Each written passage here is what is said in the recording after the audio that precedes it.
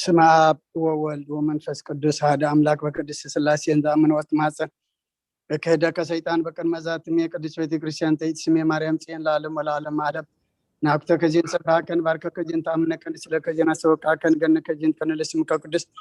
ሰግለቀ ዘለቀ ሰግድ ኩል በርኮለ ከይት ከነ ኩል ልሳን አንተ ወታምዳ ከማለት ወዚያ ጋር ሶን ሰነገስ አምላክ አንተ ለኩል ዘስጋው ለኩል አዝነብስን ጽዋከን ወከማህረነ ቅዱስ ወልከን ዘይብራን ተሰበጸሊ ከመዝበሉ ቅዱስ ቅዱስ ቅዱስ እግዚአብሔር አምላክና ዝነበርካ ዘለኻን ሁሉ ሕሊፍካ ድማን ዘለዓለም ዓለም ትነብር ከምስራቅ ሳምራብ ካብ ሰሜን ክሳዕ ደቡብ ስምካን ዘለዓለም ዓለም ተመስገነ ይኹን ስለ አምላክነትካ ስለ ፈጣሪነትካ ስለ ጎይትነትካ ቅዱስ እግዚአብሔር አምላክና ነኽብረካ ነመስግነካ ነገልግለካ ንግዛእካ ንሰግደልካ ለና ሰዓት መዓልቲ ዝባረካልና ንስኻ ከሞ ሰዓት ዘምሸዚያ ሰዓት ዘለይቲ ዚያን ድማ ባረኻልና ጸሎትና ተቀበለልና ለመናና ስምዓና እግዚአብሔር አምላክና እትብለና ትምህረና ክንሰምዕ ይንትርቡናና አብርሃልና ዓለምና ዘሎ ሕማምኹን ጥሜት ዕርቃን ሽግር መከራ ስደት ከርተት ውግእን ወረውግእን ኩሉ ሕማቅ ነገር እግዚአብሔር አምላክና ሁሉ በሰላም ሁሉ በዓይን ምሕረትካ ጥምተና ልምነካ ኣለና ናትካ ይጽቡቕ ሞ እግዚአብሔር አምላክና ናትካ ሰላም ናትካ ፍትሒ ናትካ ምሕረት አውርደልና ከም ምሕረትካ እምበር ከም በደልና ይትኺደና ብኢድ መላእክትካ ሓልወና ካበዲና ቅድስት ድንግል ማርያም በረኸት ረድኤት ክፈለና ኣብ ሰማያት ትነብር ኣቦና ስምካ ይቀደስ መንግስትካ ትምጻእ ፈቃድካ እንተ ኣብ ሰማይ ከምኡ ድማ ምድሪ ይኹንና ዕለት እንጀራና ሎሚ ሃበና ንሕናን ዝበደልና በደሎም ከም ዝሓደግናሎም በደልናን ኣመሰና እንደገልና ካብ ክፉእ ኣድሕነና እምበር ኣብ ፈተና ይተእትወና መንግስትን ሓይልን ክብርን ዘለዓለም ናትካ ኢማ ኣሜን ኦዝቴ ማርያም ብናይ ቅዱስ ገብርኤል መልኣክ ሰላምታ ሰላም ለክሉ ብሕልና ከድንግል ኢኺ ብስጋኹን ድንግል ኢኺ ወደ እግዚአብሔር ጽባኦት ጎይታ ሰራዊት ሰላም ለክሉ ንስኺ ካዋንስ ብርኽቲ ኢኺ ፍረከርስኹም ብርኾም ተጸጋ እግዚአብሔር ምሳኺ ወፍስተ ደስ ወልኪ ኃጢአትና ሰሪየልና ነፍቶ ወድኸ ኢየሱስ ክርስቶስ ምንታና ምሕረት ለምንልና አሜን ይፍታህ ወይስረግ ጅና አምላክን ወዳንደ ኢየሱስ ክርስቶስ ጋር ሊቀ ካህናት ሠራዊት ያደምሳት ያበሳ ወልዱ ለብሩ ከሲያተ ብርሃን አንቱም አብየ ካህናት ወይ ዲያቆናት ጥራን ሳድጎ ጸናት በበስምክሙ ኮኑ ፍታሃኑን ጸሐነ ይረስየን ስብሏን ስመ ዚኦ መሐረን ክርስቶስ መልዓሰር ተኽልተ ዚኦ መሐረን ክርስቶስ ዚኦ መሐረን ክርስቶስ ዚኦ መሐረን ክርስቶስ ዚኦ መሐረን ክርስቶስ ዚኦ መሐረን ክርስቶስ ዚኦ መሐረን ክርስቶስ ዚኦ መሐረን ክርስቶስ ዚኦ መሐረን ክርስቶስ ዚኦ መሐረን ክርስቶስ ዚኦ መሐረን ክርስቶስ ዚኦ መሐረን ክርስቶስ ዚኦ መሐረን ክርስቶስ بزحلف محرنا في محلونا بعفن منفذ قدوس بأنت مريم مهر النكسوس ملعسب تخلت بأنت مريم مهر النكسوس بأنت مريم مهر النكسوس بأنت مريم مهر النكسوس بأنت مريم مهر النكسوس بأنت مريم مهر النكسوس بأنت مريم مهر النكسوس بأنت مريم مهر النكسوس بأنت مريم مهر النكسوس بأنت مريم مهر النكسوس بأنت مريم مهر النكسوس بأنت مريم مهر النكسوس بأنت مريم مهر النكسوس سناي نجر زجبر لنا يقربها لجابي رب قويتنا أملغنا مدحنا يسوع كريستوس نمسكن لنا سوينا ردينا يحلونا نقربنا نتقبلنا نتمعونا نسننا كساعة ساعة دي أونا تحنا يحجون بزع الدس على زي بكل زمن وتنان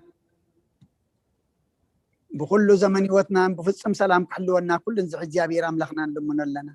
وقويتنا جابير كل التعذابون قويتنا أملخنا مدحنا يذكر سس لعلو كل جبرن من كل جبرنا وش كل جبرنا مسكنا كلنا سلا سوار كنا نزرد أخنا نزحل خنا نبخون سلا زقرب كنا سلا زعوب كنا زعوب زتنا خنا كساعة دي أوين ስለዚህ በጻሕጋና ነመስክነካ ኣለና ወጎይታ ይቅረበለልና ወመፍቀር ሰብ ስለዚህ ልምነካ ኣለና ካብ ምሕረትካ እንደልለና እዛ ቅድስ ስለዚ አን ኩሉ ዘመን ይወትና ንኣኻ ብንፍራ ብፍጹም ሰላም ክንፍጽም ሃበና ኩሉ ቅንዓትን ኩሉ መከራን ሕቡን ጎር ዝኾነ ኩሉ ግብሪ ሰይጣንን መኽረኽፉ ኣስባት መላዓል ፀላን ወጎይታ ካባያርሕ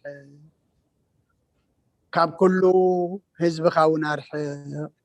ካብ ዙርያ ዝቅዱስ በታ ዝውናር ዝጠምን ዝሓይሽን ኣዘልና ተመንና ቅድሚትን ኩሉ ሓል ፀላን ክነግፅ ስልጣን ዝሃብካና ንስኻኻ ካብ ኩሉ ክፉ ኣድሕነና ባላህና እምበርና ፈተና ይትእትወና ሓደ ወድኻ ጎይታናን ኣምላኽናን መድሓናን ኢየሱስ ክርስቶስ ምእንቲ ፍቅሪ ሰብ ኢሉ ብዝገበሮ ምሕረትን ይቕረታን ምሳኻ ማዕረም ሓወም ዝኾነ መንፈስ ቅዱስን ሎምን ኩሉ ሰዓን ንዘለዓለም ዓለም ኣሜን ወኣምላክ ከምሳልኻ መሓረኒ ከምቲ ዓብይ ረሃቕ ኣባሳይ ደምስስ ካብ ኣባሳይ ኣፀቢቅ ክሓፀበኒ ካብ ሓጢኣተይ እውን ኣፅርየኒ ኣነ ኣባሳይ ይፈልጥ ኣለኹ ሓጢኣተይ ኩሉ ግዜ ኣብ ቅድመ እዩ بزرباخ صادق بفردخاو نصونكا تركبسي انا اخا طراي بدلكو اب قدمي خا كاي غبركو نو بابسات ولدكو نيكا بحقيات تنستني نون حق اوشتي خاطدلي ابو انت مهارني من تخصرس سمع زاصريني كبردكو صدو صبني تنزقطقط انا اسم تحغوسات بحتان حغوسنا اسمعني ገጽካ በኃጢአት ይከውሎ ንብዘላ አበሳይ ወንደምሰሶ ወአምላክ ጾሪ ልብ ፍጠረለይ ጽኑ መንፈስ ካውሽቲ ሐድስ ካብ ገጽካ ይደርቤን ሓጎስ ምድሓንካ ምለሰለይ ፈቃደኛው መንፈሱ እንደግፈኒ መገድኻን መፍረስ ዝኽምሮም እየ ሓጣን ነባኻኹም ለሱ እዮም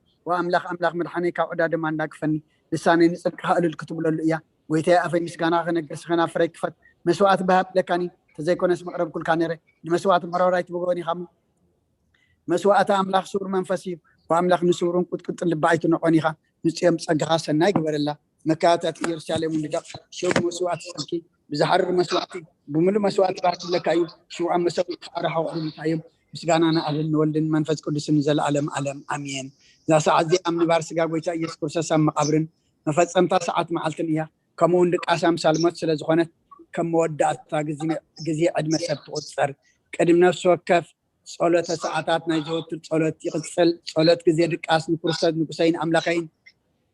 مسجانا قرب له حتى يعطيني في حد قال لك على المنو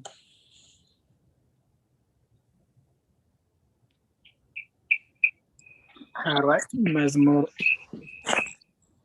230 أبوي مركيتا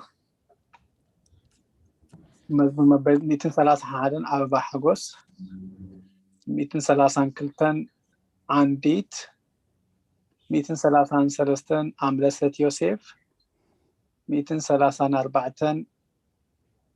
أشلي 237 إلسابيت 238 صقا 241 هدا ماما هدات 242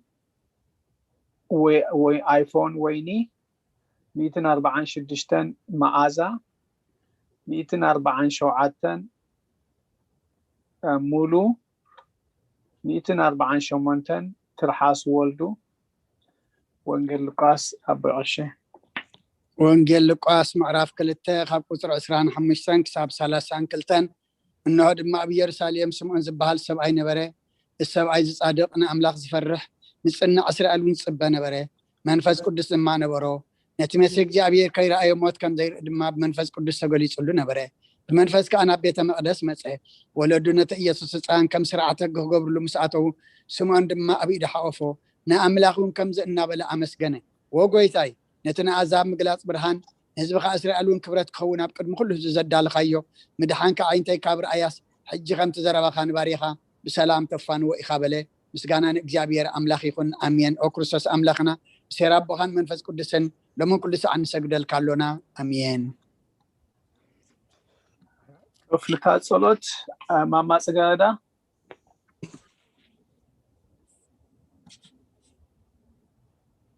ماما سجاد سمعن لهم أوكي حرف سمع له هو كفلتات صلوت إنه كلمتي قنع فرادي قوم تدالي له بتأمن وجاي زحلف عدمي نكونانين نفردن بقوع سلازخانة بزحات يعتير عدن انقطعتنا الله جنك نفسي جنا أمريت نبريقا وحلقست تنسحي مهنياتو مريت أب مقابر أيود صوديو أموت كأز ذكرو يلبون أب جهنمون زمسكنو يلبون مو أب دكاست هكي تنسيخي نام مدهانيخي بها أو أملاخي محارن أدهنن نابل كتما حسني أمين ليليا آمين موال سب زي ودا أمانين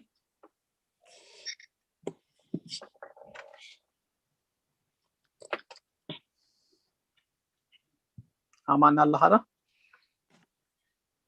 الله صقاب أي سمع عندي أوكي هذا أوكي موال سب زي ودا زي عالم زي غاب زل عالم زنبر انت زخونسي نفسي نطور زخونه مخنيات محلو كنيرو بينك اتي سيوف زخونه تغبارات كن اتي حماق كاين اب قلمي اتي حقينيا مسقالا اب عرات حاتيات تسنتكي ابتي شللتنيان كدعن سغاخي خلخي انتي ايو اتي اتهبيو ملسي او كريستوس املاخي بتي ازيو زفرح فردخان اسم نتيجه العالماوي فردخان انبركخ بتي ملكتاوي نصبرعاوي برهانكا انقدقد علخو انا حسوم دنوس اب عراتي دقيسه زلخو اب هيوتيون زي قدوس زخونكو نايتي تقا بالقراص ابنت بموساد اب افلبي ان وقعه او املاخي انا جبننيا اي مو يقرا بللك ابل علخو يزن وسلفاني ولا علم امين آمين او نتدنجل ابا حقوس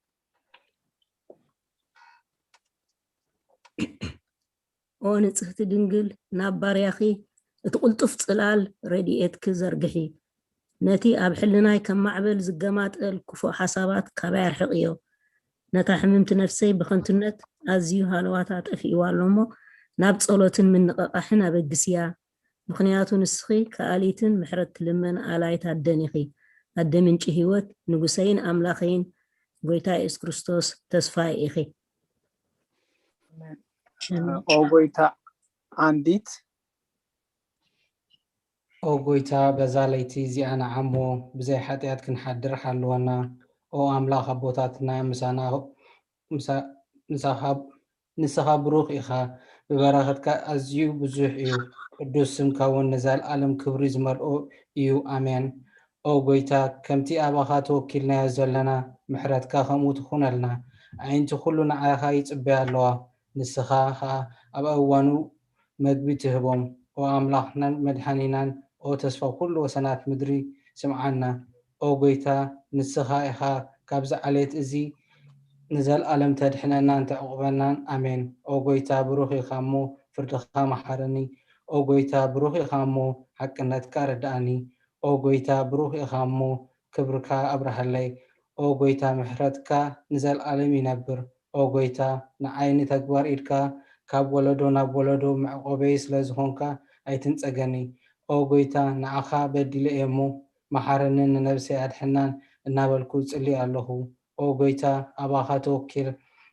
ኣለኹ እሞ ኣድሕነኒ ፍቓድካ ክገብር ከዓ መሃረኒ ንስኻ ኣምላኸይን ፈልፋሊ ህይወት ኢኻ ብብርሃንካ ድማ ኢና ብርሃን እንርኢ ምሕረትካ ናብቶም ዝፈልጡኻ ክብርኻ ከዓ ናብ ቅኑዓት ልቢ ትምጻእ ጸጋን በረኸትን ምስጋናን ብሓቂ ናትካ እዩ ኦ ቅድሚ ዓለም ዝነበርካን ንዘለኣለም እትነብር ዘለኾን ኣቦን ወልድን መንፈስ ቅዱስን ንዓኻ ምስጋናን ውዳሴን ግርማን ይግባእ ሎምን ኩሉ ሰዓን ንዘለኣለም ዓለም ኣሜን ኦ ልዑል ጎይታ ብኣኻ ምእማንን ንስምካ ምዝማርን ሰናይ እሞ ምሕረትካ ኣብ ፀጽባሕ ሓቅነትካ ድማ ለይቲ ለይቲ ኣዘንቱ አሜን ኦ ቅዳሴ ስሉስ ቅዱስ አምለሰት ዮሴፍ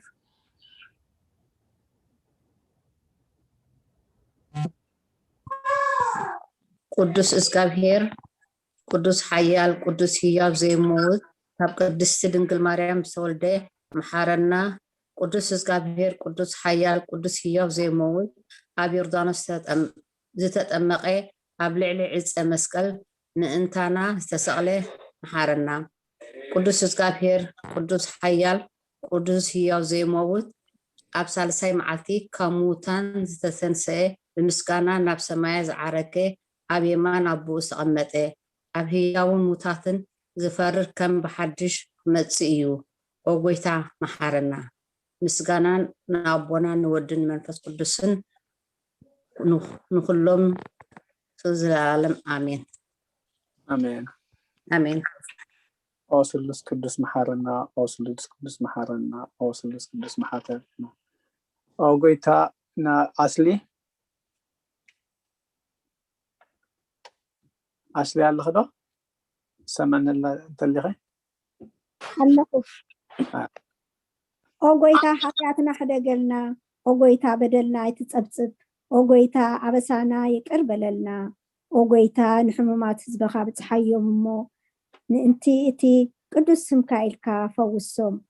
ኦ ጎይታ ነቶም ዝሞቱን ዝሓለፉን ኣቦታትና ናሓትናን ከዓ ነፍሶም ኣዕርፍ ኦ ካብ ሓጢኣት ንጹህ ዝኾንካ ጎይታ ርድኣና ለመናና ከዓ ተቐበል ክብርን ምስጋናን ብፍጹም ማዕረ ቅድስና ንዓኻ ይግባእ ኣሜን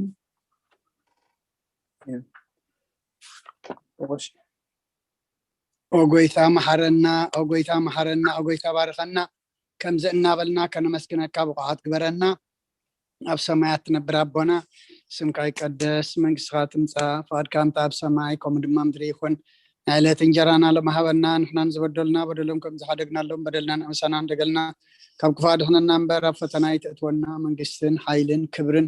ንዘለዓለም ናትካ ኢሞ ኣሜን እግዝእትየ ማርያም ብናይ ቅዱስ ገብርኤል መልኣክ ሰላምታ ሰላም ለክለኹ ብሕልናኸ ድንግል ኢኺ ብስጋኹ እውን ድንግል ኢኻ ኣደ እግዚኣብሔር ፀዋዕት ጎይታ ሰራዊት ሰላም ለክለኹ سخي كابان السبرتيخي فركرسهم برخيم تسقى እግዚአብሔር مساقي وأفس تدس ولكي حدياتنا سريلنا نفت ودقي يسكر سسمنتانا حرت لمنلنا أمين مسغانا لقدست ድንግል ማርያም ጸጋ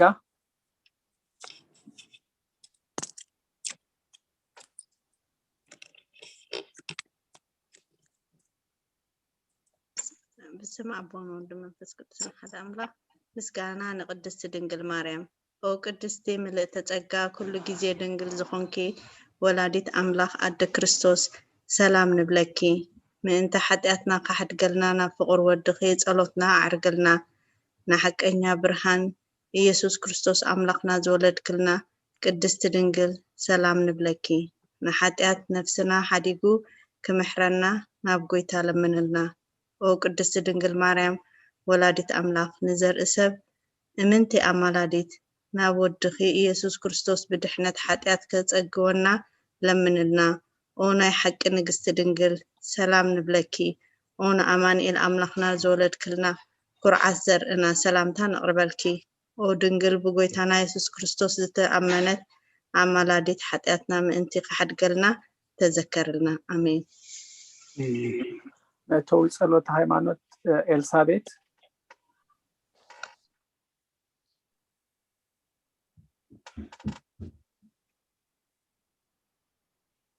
ኤልሳቤት አለኸዳ ميت خزر لخي ميت قبل حجة خير